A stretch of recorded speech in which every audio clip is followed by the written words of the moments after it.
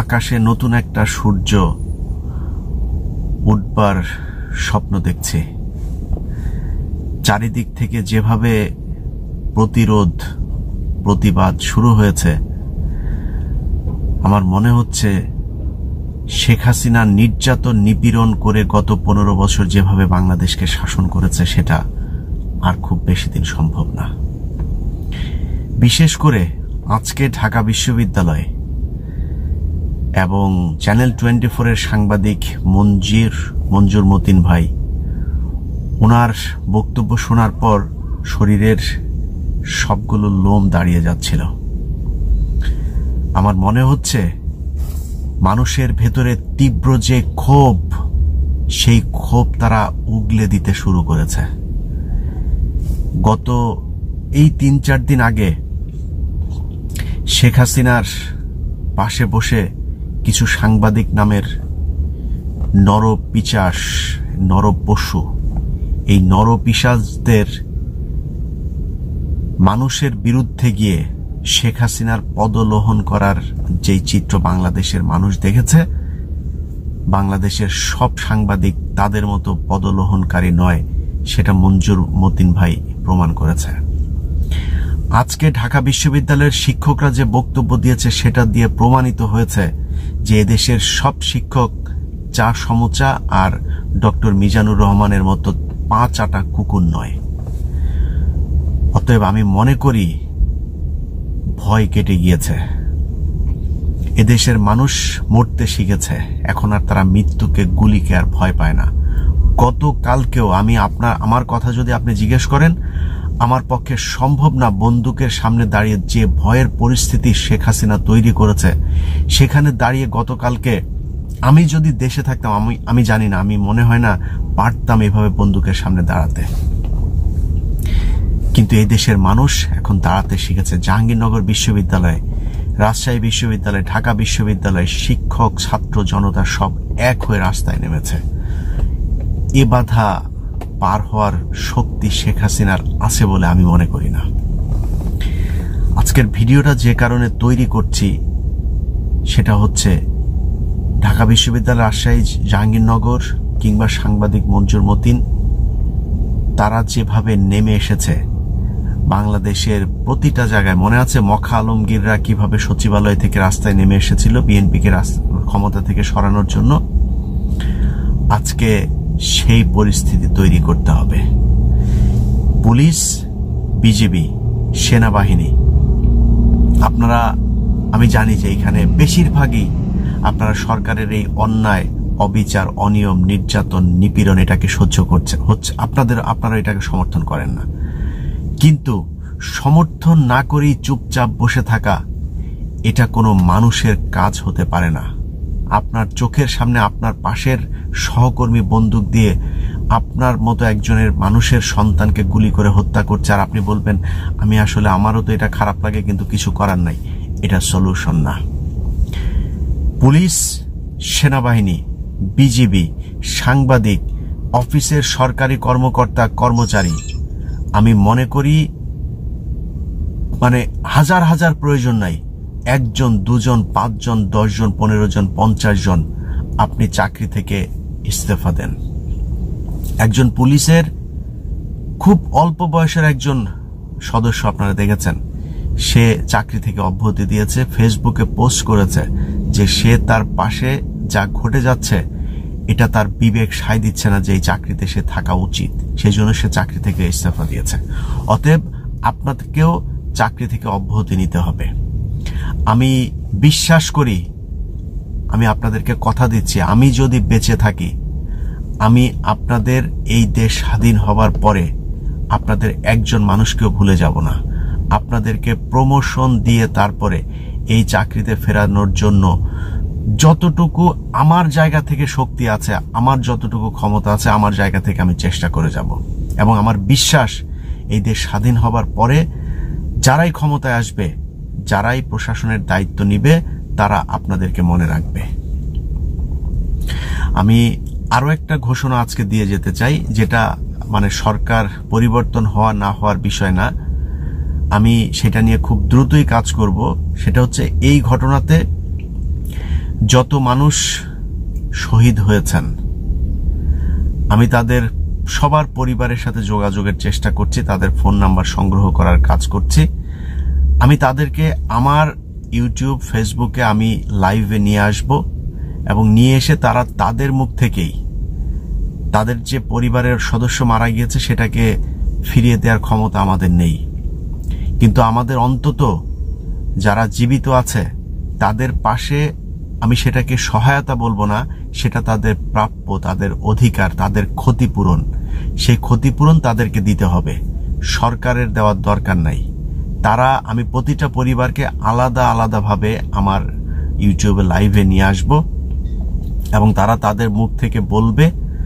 তাদের মানে ওই লেখাটাকে এগুলো দিলে আমি দেখেছি যে অনেক সময় ক্ষতিপূরণ বা কারোর জন্য সহায়তার জন্য এখানে অনেক ধরনের ঝামেলা হয়।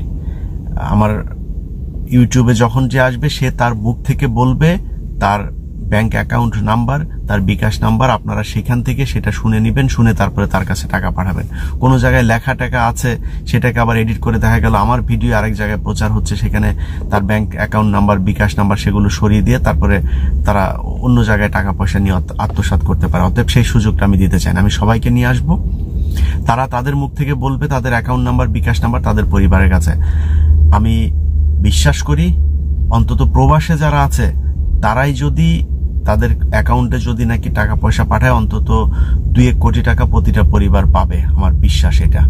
এবং বাংলাদেশের মানুষকেও বলবো, ভাই খালি ফেসবুকে হা হুতাশ করে মানে এই মায়া কান্না দেখানোর কিছু নাই, পয়সা খরচ করতে হবে। হ্যাঁ, যাদের পরিবার তাদের পরিবারের সদস্যকে হারিয়েছে তাদের পাশে আমরা অন্তত অর্থ দিয়ে তাদের পাশে থাকতে চাই, তাদেরকে বুঝাইতে চাই যে এই দেশে শেখ হাসিনাই খালি মানুষ না, তাদের মতো যারা অমানুষ এই দেশকে এখন শাসন করছে তার বিপরীত দিকের মানুষগুলো এখনো জীবিত আছে, এটা আমরা প্রমাণ করতে চাই।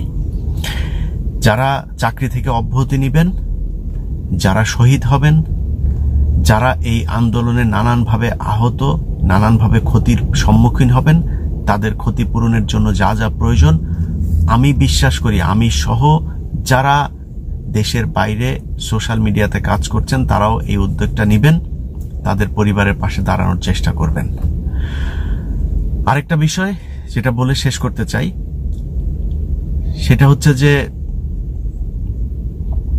যেসব সাংবাদিকেরা আজকে, না আমি যেহেতু আমার জনরা নিয়ে আমি একটু কথা বলি, আজকে সরকারের পা চাটছেন, সাংবাদিকরা নাকি জাতির বিবেক। এটা জাতির বিবেক হইতে পারে না। একটা দেশের পুরো সাংবাদিক সমাজ এইভাবে চুপ করে থাকবে অথবা সরকারের পা চাটবে, এটা কোনো পৃথিবীর কোনো সভ্য দেশের সাংবাদিক জাতির বিবেকের কাজ হতে পারে না। এইভাবে একটা দেশ কখনোই চলে না। ভাই আমার দোষ থাকতে পারে, আমার দোষ নিয়ে আপনি সমালোচনা করেন, কোনো সমস্যা নাই, কিন্তু পুরো দেশটা আপনি চিন্তা করেছেন ঢাকা বিশ্ববিদ্যালয়ের মতো একটা জায়গা, এইখানে মানে মানে এরা তো জাতির কারিগর, এরা বাংলাদেশের মেরুদণ্ডকে সোজা করে রাখার কারিগর, এইখানে এইভাবে জাতির বিবেক বিক্রি হয়ে যাবে, এইভাবে শিক্ষক সমাজ চুপ করে মুখ বুজে বন্ধ করবে, এটা কোনো দেশ হইতে পারে? এইভাবে একটা দেশ চলে, প্রতিটা জায়গায় একটা অরাজক পরিস্থিতি, এইভাবে কোনো দেশ চলতে পারে না। সাংবাদিকরা যদি লিখতে না পারেন তাহলে সাংবাদিকতা ছেড়ে দেন। আপনি চুপ করে আপনাকে দিয়া যেই কাজ করাবে, আপনি দৌলতদিয়া ঘাটের প্রস্টিটিউট না, আপনাকে দিয়ে যা করাবে টাকার জন্য আপনি সেটাই করবেন, তাহলে আপনার বাসায় বাড়ি ঘরে মহিলারা আছে না, তাদেরকে ভাড়া দেন, ভাড়া দিয়ে তারপরে টাকা পয়সা তোলেন। ওইটা অন্তত মানে একটা দেশকে অন্তত ধ্বংস করবে না, ওইটা করে তারপরে খান। এর চাইতে মানে সুন্দরভাবে আপনাদেরকে আপাতত আর বলার কিছু নাই। যাই হোক, আমার মূল বক্তব্যের যে পয়েন্টটা সেটা হচ্ছে, কিছুক্ষণ আগেও একজনের সাথে কথা হচ্ছিল, তিনি আমাকে এই কথাটাই বলছিলেন যে ইলিয়াস আপনি বলেন যারা যেই সেক্টরে আছেন, পুলিশ থেকে বের হয়ে যায়, তারপরে পুলিশ যেহেতু তারা বৈষম্য এই বিরোধী ছাত্র পরিষদ তারা তৈরি করেছে, আপনারা বৈষম্য বিরোধী সাংবাদিক পরিষদ, বৈষম্য বিরোধী আইনজীবী পরিষদ, বৈষম্য বিরোধী পুলিশ পরিষদ, সেনাবাহিনী পরিষদ, বৈষম্য বিরোধী প্রবাসী পরিষদ, এটাও একটা তৈরি করা উচিত বলে আমি মনে করি। সব পরিষদগুলো এইভাবে এই বৈষম্যের বিরুদ্ধে প্রতিবাদ করে তুলবে। এবং আমি ইলিয়াস আমার জায়গাটা পরিষ্কার করি, এই দেশে আবারও মানে বিএনপির 2001 থেকে 6 আমি যা দেখেছি, আমি মনে করি না যে ওইভাবেও বাংলাদেশ আবার পরিচালনা হওয়া উচিত। আবার বিএনপি ক্ষমতায় আসবে বা জামায়াত ক্ষমতায় আসবে, ক্ষমতায় এসে আগের মতো বাংলাদেশ চলবে, এটা থেকে বের হইতে হবে। আর রক্ত দেয়া না, অনেক হয়েছে। একটা দেশের অর্ধশত বছর পার হওয়ার পরে সেই দেশ অন্তত একটা জায়গায় যাওয়া উচিত। আমার মনে হচ্ছে সেই জায়গাটাতেই যাবে। আমি আপনাদেরকে কথা দিয়ে গেলাম, কোন দল এসে এইভাবে অন্যায় অনিয়ম, নতুন কোন একটা দল আসবে সেইভাবে এই একইভাবে ক্ষমতায় থাকবে, আর আমি তাদের পক্ষে কথা বলবো বা আমাকে কোনো একটা চেয়ার দিবে, আমি গিয়ে বসবো, আমি ইলিয়াস অন্তত সেটা করব না। আপনাদের পাশে ছিলাম সারা জীবন, আমৃত্যু এই দেশের মানুষের অধিকারের জন্য, সম অধিকার প্রতিষ্ঠার জন্য যা যা প্রয়োজন আমি আমার জায়গা থেকে করে যাব। সেই জন্য আমার জীবনের যত ঝুঁকি আসুক, সারা জীবন যদি দেশের বাইরে থাকতে হয় বাইরে থাকবো, কোনো সমস্যা নাই। কিন্তু এইভাবে কোনো দেশ চলতে পারে না। যে যেই দল করবে সেই দলের চামচামো করবে, যেই দল করবে সেই দলের নেতার পায়ে ধরা তারপরে বসে থাকবে। এটা কোনো সভ্য সমাজ না। মানুষের মনুষ্যত্ববোধ, বিবেকবোধ বলে একটা কথা আছে, এটা দিয়ে এইভাবে চলে না। অতএব সব বৈষম্যের বিরুদ্ধে আলাদা আলাদা পরিষদ তৈরি করুন, তৈরি করে এই দেশটা একটা জায়গায় আসতে হবে। এই দেশ কেন এইভাবে থাকবে? এই দেশ মুখে মুখে না, সত্যি সত্যি সিঙ্গাপুর হওয়ার সেই ক্ষমতা এই দেশের মানুষের আছে। বাংলাদেশের মানুষ পরিশ্রমী, এই দেশের মানুষের সাহস আছে, তারা বন্দুকের গুলি বুকে নিয়ে তারপরে সামনে দাঁড়াইতে পারে। কেন তারা পিছিয়ে থাকবে? স্বামী, তার স্ত্রী, সন্তান, বাবা মা তাদেরকে রেখে 15 বছর 20 বছর তারা বিদেশে থাকতে পারে, মধ্যপ্রাচ্যে পশুর মতো খাটতে পারে। সেই দেশের মানুষের সেই দেশের রিজার্ভের কেন সংকট হবে? এই দেশের রিজার্ভের সংকট হওয়া একদমই অসম্ভব। এই দেশের মানুষ কখনো পিছিয়ে থাকতে পারে না, এই দেশে কখনো মানে অনুন্নত থাকতে পারে না।